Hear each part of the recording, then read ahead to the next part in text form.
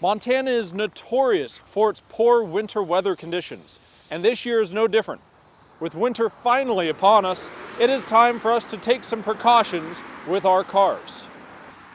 According to the National Highway Traffic Safety Administration, Montana ranks as the 5th most dangerous winter weather driving state. However, we're also the most rural. This means if you get stuck somewhere, there's a good chance that no one will be coming along for a while. So what should you have in your car right now in order to stay safe on our freeways? As the air cools, it condenses. This means as it gets colder, you need to watch your tires more closely. Not only are you going to lose grip, but you could potentially blow out a tire on the freeway, causing a serious accident. Cold weather isn't just hard on your tires, it's hard on your battery too.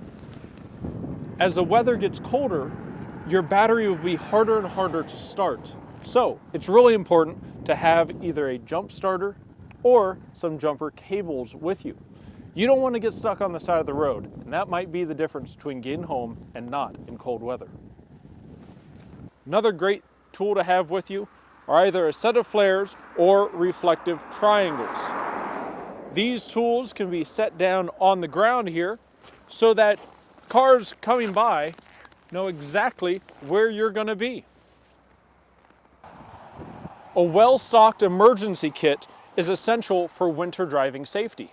Something just like this has almost everything that you'll need in it and can be found easily at any auto parts store.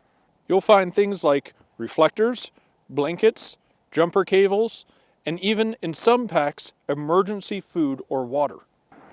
Finally, tools. You may need to change your tire, reattach a hose, or change a battery on the side of the road. A basic tool set and some practice means that you can get your car back on the road and into an auto mechanic as soon as possible. By taking precautions with these winter driving tips, you might be able to prevent yourself from becoming a statistic in Montana. In Great Falls with MTM News, I'm James Rowland.